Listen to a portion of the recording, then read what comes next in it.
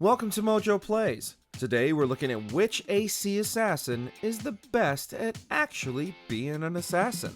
We're not ordering our list based on how much we like them, but simply on which are good at their jobs and which aren't. Before we begin, we publish new content all week long, so be sure to subscribe and ring the bell to get notified about our latest videos. Cassandra and Alexios, Assassin's Creed Odyssey. Cyclops got a message for you.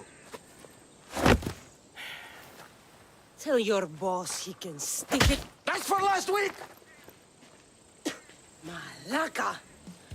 While they're both great characters, and Cassandra has been wildly popular ever since she was first revealed, you can't deny that neither is a very good assassin.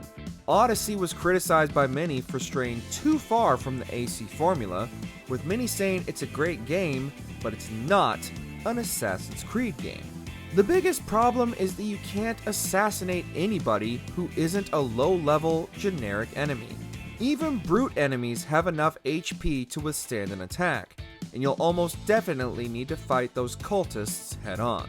Plus, they don't even have a hidden blade, though we can forgive it a little because the game predates the founding of the Hidden Ones.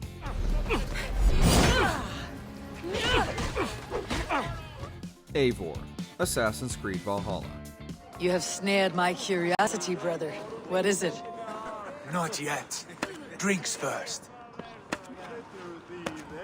The game did bring back the ability to toggle instant assassinations on or off, which was both a great accessibility option and a great way to win back AC purists.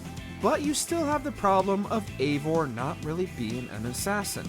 Though it turns out they are innately connected to the lore, they still spend most of the game as a Viking homesteader trying to build up a village, and it's this motivation that drives a lot of the plot in the beginning. Although the iconic hidden blade did return after a conspicuous absence, Eivor doesn't even wear it correctly. They strap it to their outer arm instead of the inner arm, and if you want, you can go through the whole game without using it. You can just engage people in traditional fights instead of sneaking around, which is no way to be an assassin.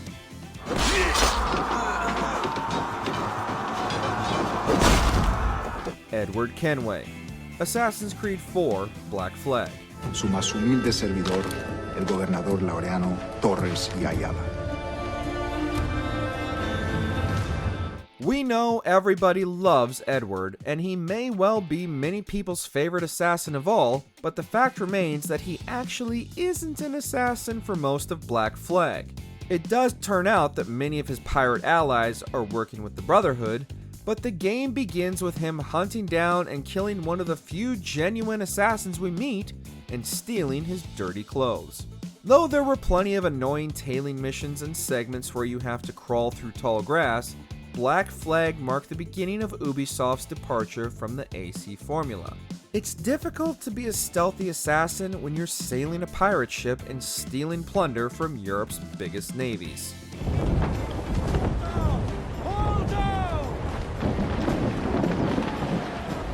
Bayek of Siwa, Assassin's Creed Origins.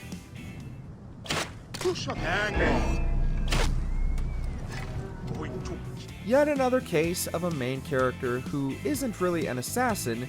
We give Bayek a lot of leeway because he was one of the founders of the Brotherhood. He does have a list of targets he wants to take out, the Order of the Ancients, a precursor to the Templars responsible for the death of his son, but he doesn't have to actually assassinate many of them. While many are taken down stealthily, Origins' focus on its brand new combat system meant you were encouraged to engage in boss battles and brawls.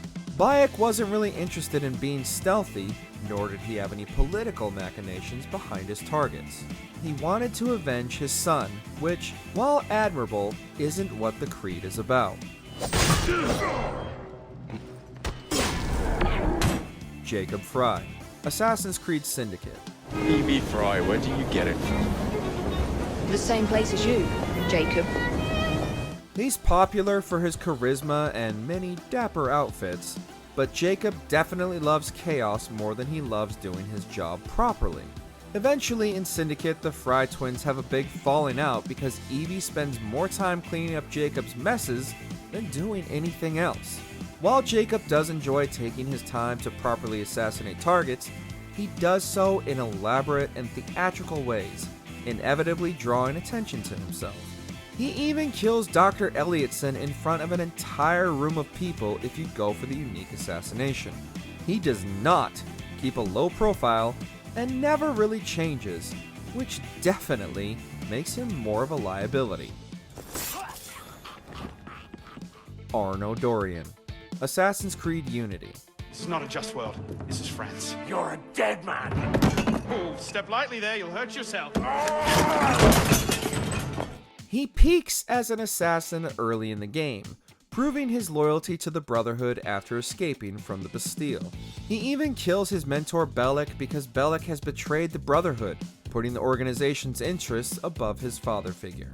But the reason Arno doesn't rank higher is that he does, like Jacob, favor a very theatrical approach, and also partly ditches the Brotherhood to team up with his Templar girlfriend.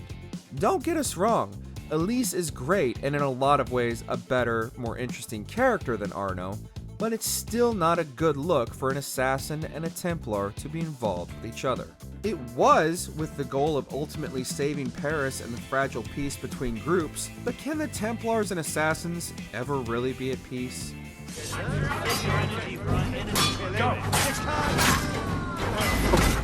Aya, Assassin's Creed Origins. And she trusts me.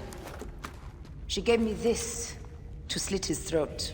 We don't get to play as her too much in Origins, thanks to Ubisoft executives believing people wouldn't buy the game if she had as much playtime as Bayek, but she's definitely a better assassin.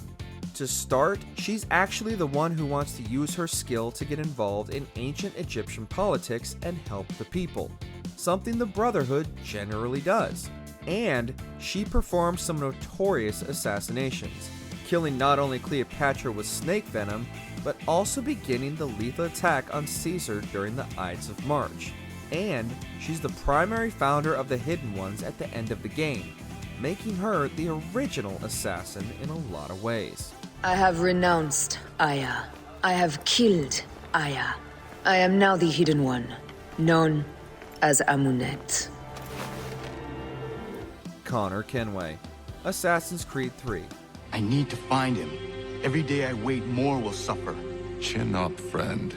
His brooding nature has led to Connor being unfairly maligned, especially compared with the fun, loud personality of Ezio.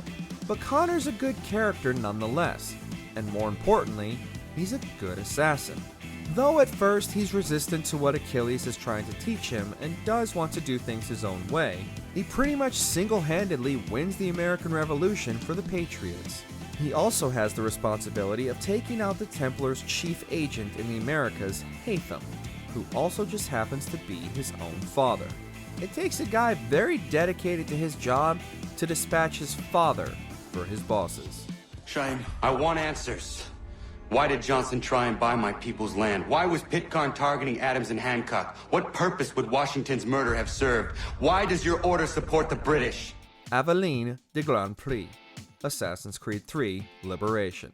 Maman, do you worry too? Did you forget me? Or are you gone? She often goes forgotten in the roster of assassins, but she's got some unique traits that make her one of the most effective Brotherhood agents in the entire franchise. Namely, she can don a variety of disguises. Some other characters, like Ezio, will wear disguises in some missions, but Aveline can change disguises regularly to manipulate New Orleans' rigid class system. There are 3 main disguises: the assassin outfit, slave outfit, and lady outfit, and they each have some benefits and drawbacks. The lady can't use all her weapons, but she can go places where the assassin and slave cannot, and vice versa. It added an extra layer to Liberation that's often overlooked and shows Aveline's dedication to the cause. What do you know about Rafael Joaquin de Ferrer? I'm afraid he's not invited. Evie Fry, Assassin's Creed Syndicate. Of the 2 Fry twins, Evie is the one who takes her duties as an assassin deathly seriously. She believes in the Brotherhood and its creed, and is dedicated to following in the footsteps of their father, himself a prominent assassin. She doesn't assassinate too many targets herself, instead focusing her efforts on tracking down the Shroud of Eden, but she does show compassion for London's working class. Many assassins don't seem to care for the general public at all, despite the public being the people they're trying to protect from the Templars in the first place, so it was nice to see Evie actively helping people and caring about the cause. Let us return to locating the Piece of Eden. We need to reclaim London from Starrick. Who are my targets? It's not time for that yet. Altair, Assassin's Creed. And you return to me with nothing but apologies and excuses. I did. Do not speak. Not another word. The original assassin, Altair, had the responsibility of introducing us to this world, its dense lore, and strange science. Because of that, he's a pretty straight down-the-middle protagonist. He's cocky, and we see his fall from grace and his eventual rise back to the top of the Brotherhood. But the reason he isn't our top pick, despite his obvious skill, is simple. Everybody in the game knows who he is. As he assassinates his targets, the citizens and soldiers of the Holy Land inevitably learn what he looks like, how he dresses, and that they should try to kill him.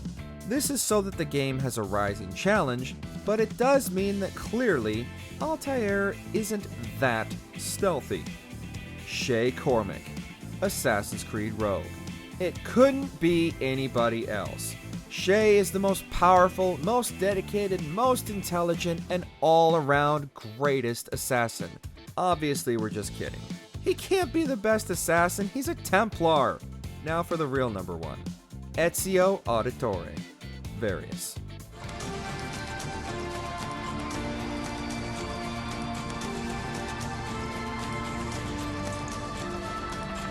Not only is Ezio still the fan favorite assassin as a character, he's also definitely the best at his job. Though he's reckless in AC2, in Brotherhood he's grown into a master assassin and is the leader of the Italian Brotherhood. He spends his time evenly between hunting down pieces of Eden and going after the Borgias, and much of Revelations focuses on Ezio trying to understand more of Altair's legacy and assassin history. Ezio is also the only assassin we see actually train new recruits through a minigame in Brotherhood. And he assassinates his big targets without being seen at all. Hands down, he's the most professional of them all. Check out these other great clips from Mojo Plays, and be sure to subscribe and ring the bell to get notified about our latest videos.